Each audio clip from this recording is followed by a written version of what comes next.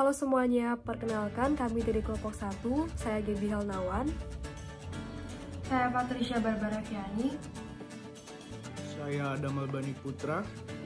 Saya Devon Liandi. Saya Filbert Manggala Sukita. Pada video kali ini, kami akan melakukan praktikum menentukan rumus kimia senyawa hidrat. Nah, sebelum kita lanjut ke percobaannya, kita harus tahu dulu nih, apa itu senyawa hidrat? Senyawa hidrat itu adalah beberapa gabungan unsur yang memiliki ciri khas, yaitu mengandung molekul air yang terikat dalam suatu kristal. Untuk menentukan rumus kimia senyawa hidrat, itu dilakukan dengan menentukan jumlah molekul air, X, yang diperoleh dari perbandingan mol setelah dipanaskan. Nah, proses pemanasan ini membuat molekul air itu menguap, kemudian menjadikan kristal sebagai senyawa anhidrat atau senyawa yang tidak mengandung air. Dari proses pemisahan ini dapat diperoleh jumlah hidrat dan anhidrat yang terdapat dalam senyawa hidrat. Alat yang kita butuhkan yaitu kurs atau cawan, pembakar spiritus, kawat kasa, kaca arloji, kaki 3, neraca analitik, spatula atau sudip, dan korek api. Kemudian bahan yang kita perlukan yaitu 2 gram senyawa hidrat tembaga sulfat, 5 gram senyawa hidrat tembaga sulfat, 3 gram senyawa hidrat tembaga klorida, dan percobaan keempat, 6 gram senyawa hidrat tembaga klorida. Cara kerja percobaan pertama, yaitu kita harus masukkan dan timbang sebanyak 2 gram CuSO4 X H2O atau tembaga sulfat X hidrat. Kemudian, kita panaskan kurs dan isinya menggunakan pembakar spiritus sampai kristal tembaga sulfat hidrat berubah warnanya menjadi warna putih. Setelah itu, kita harus timbang kembali kurs dan isinya yang telah dipanaskan. Catat masa akhirnya. Dan perhitungannya akan menjadi seperti ini. Diketahui masa kurs kosongnya itu adalah 19,45 gram.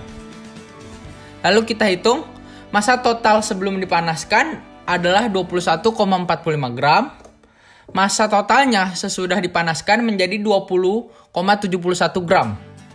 Setelah dikurangkan akan mendapatkan hasil massa H2O sebesar 0,74 gram. Lalu kita hitung lagi, massa CuSO4 sebelum dipanaskan tadi sudah kita timbang sebesar 2 gram. Dikurangi dengan massa H2O yang telah kita temukan sebesar 0,74 gram. Mendapatkan hasil massa CuSO4 sesudah dipanaskan sebesar 1,26 gram. Lalu kita akan membandingkan massa-massanya yang akan dibagi dengan MR-nya masing-masing. Massa CuSO4 sebesar 1,26 gram akan dibagi dengan MR CuSO4 sebesar 159,5 gram per mol. Massa H2O juga akan dibagi dengan MR H2O sebesar 18 gram per mol, yang mendapatkan NCuSO4 sebesar 8 kali 10 pangkat min 3 mol dan NH2O-nya sebesar 0,04 mol. Kita akan bandingkan 8 kali 10 pangkat min 3 mol dibandingkan dengan 0,04 mol, mendapatkan hasil 1:5.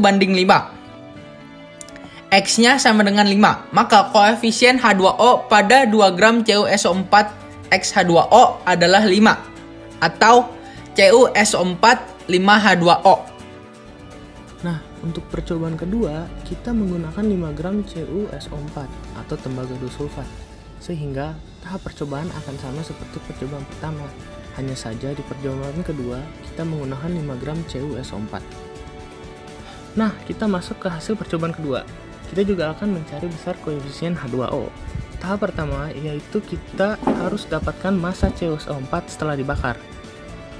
Dengan cara massa CuSO4 sebelum dibakar dikurangi oleh massa CuSO4 setelah dibakar. Lalu kita bisa dapatkan massa H2O yaitu sebesar 1,65 gram. Kemudian kita cari massa CuSO4 setelah dibakar dengan mengurangi massa awal CuSO4 dengan massa H2O yang sudah kita dapat tadi. Nah, lalu kita dapatkan massa CuSO4 setelah dibakar yaitu 3,35 gram.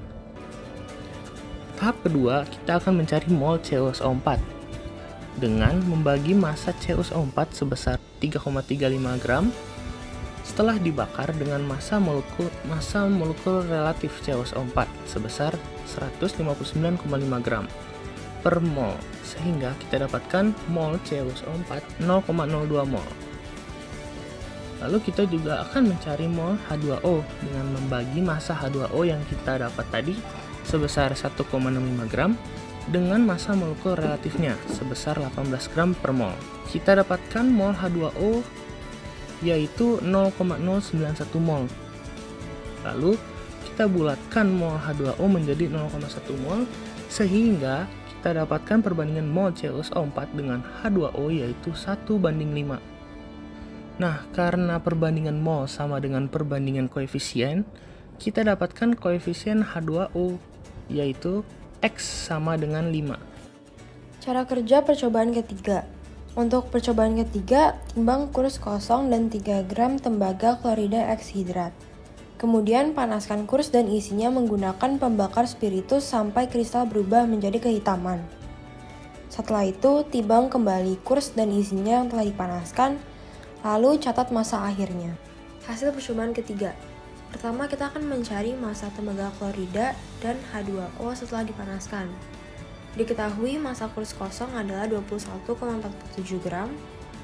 Massa total sebelum dipanaskan adalah 24,47 gram. Massa total sesudah dipanaskan adalah 23,86 gram.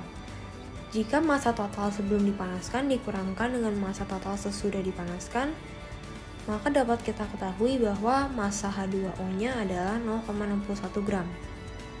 Jika massa tembaga klorida sebelum dipanaskan yaitu 3 gram dikurangkan dengan massa H2O yaitu 0,61 gram, maka kita dapat mengetahui massa tembaga klorida sesudah dipanaskan yaitu 2,39 gram. Lalu kita akan menentukan perbandingan massanya dan dibagi dengan massa molekul relatifnya untuk memperoleh perbandingan mol. Perbandingan massa tembaga klorida dengan massa H2O adalah 2,39 gram dibanding 0,61 gram. Sedangkan perbandingan massa molekul relatif tembaga klorida dengan H2O adalah 134,5 gram per mol banding dengan 18 gram per mol. Maka dapat kita ketahui mol dari CuCl2 dan H2O dengan menggunakan rumus N sama dengan M per Mr. Perbandingan mol tembaga klorida dengan H2O adalah 1,8 kali 10 pangkat min 2 mol dibanding dengan 0,033 mol. Kita sederhanakan menjadi 1:1,87 menjadi 1:2.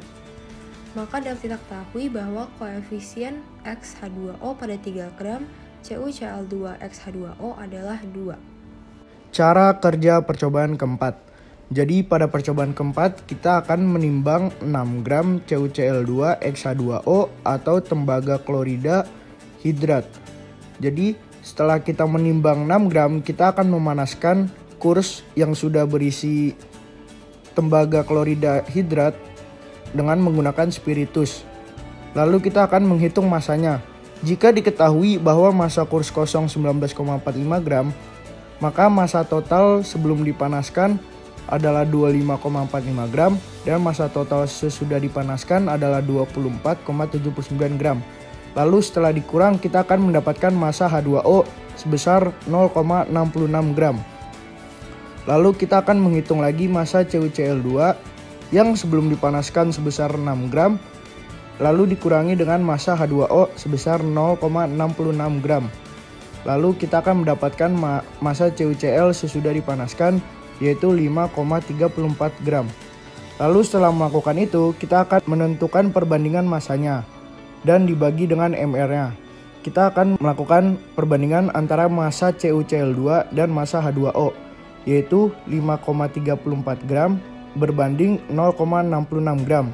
Lalu sebelum dibandingkan, kita harus membagi dengan MR-nya terlebih dahulu, yaitu MR CuCl2 sebesar 134,5 gram per mol dan H2O sebesar 18 gram per mol. Lalu setelah dibagi dengan MR, kita akan mendapatkan mol CuCl2 dan mol H2O sebesar 4 kali 10 pangkat min 2 mol berbanding dengan 0,0366 mol. Lalu kita akan mendapatkan perbandingan sebesar 1:0,9. Setelah dibulatkan kita mendapatkan 1:1, di mana X sama dengan 1. Setelah melakukan perbandingan itu, kita mendapatkan koefisien X-H2O pada 6 gram CuCl2 yaitu 1. Jadi CuCl2 1H2O. Hasil percobaan. Nah, pada baris pertama ini adalah gambar hasil penguapan tembaga sulfat pentahidrat yang menjadi tembaga sulfat yang anhidrat, yang artinya tidak mengandung air, yang mana ditandai dengan perubahan warna menjadi berwarna putih. Dan yang di baris yang di bawahnya ini adalah hasil penguapan tembaga klorida dihidrat yang menjadi tembaga klorida yang anhidrat, yang mana ditandai dengan perubahan warna menjadi warna kehitaman. Kesimpulan, senyawa hidrat dapat dipisahkan dengan cara pemanasan, sehingga diketahui jumlah zat anhidrat dan hidrat di dalamnya. Pembentukan kristal anhidrat ini ditandai dengan perubahan warna dan massa setelah proses pemanasan. Nah, kemudian pada percobaan pertama dan kedua, diperoleh nilai koefisien airnya atau X-nya itu sama dengan 5. Dan rumus kimianya menjadi CuSO4 5H2O. Kemudian pada percobaan ketiga, yaitu pada 3 gram CuCl X-H2O, diperoleh nilai X-nya itu sama dengan 2, dan rumus kimianya itu menjadi CuCl2 2H2O. Kemudian pada percobaan yang keempat, yang menggunakan 6 gram CuCl2 X-H2O, itu diperoleh nilai X-nya yaitu 1, dan rumus kimianya yaitu CuCl2 H2O. Sekian video percobaan ini, terima kasih dan semoga bermanfaat.